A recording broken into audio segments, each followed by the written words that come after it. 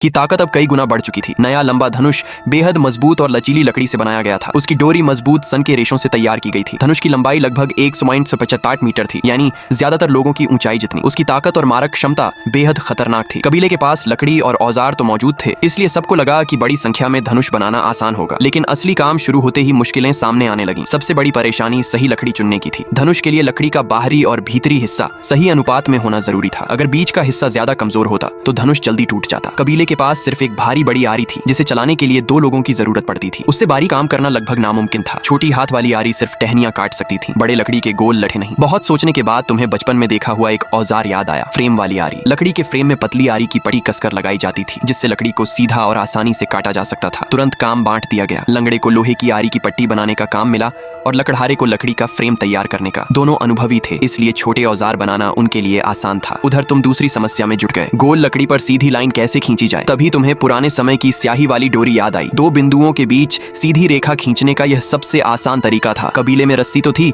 लेकिन स्याही नहीं, इसलिए तुमने जल्दी से धुएं की कालिक इकट्ठा करने का तरीका निकाला। ईंटों से छोटा सा चूल्हा बनाया गया। उसमें सूखी लकड़ियां जलते ही काला धुआं भर गया। कुछ देर बाद ईंटों पर मोटी कालिक जम गई। तुमने सावधानी से कालिक खुरची, उसमें पानी मिलाया और गाढ़ी स्याही बना ली। फिर रस्सी को उसमें भिगोकर बाहर निकाला। इस तरह एक साधारण स्याही वाली डोरी तैयार हो गई। तभी लंगड़ा और लकड़हारा उत्साह से भागते हुए आए। उनके हाथ में नई बनी फ्रेम आरी थी। तुमने लगभग 70 सेंटीमीटर लंबी आरी हाथ में ली।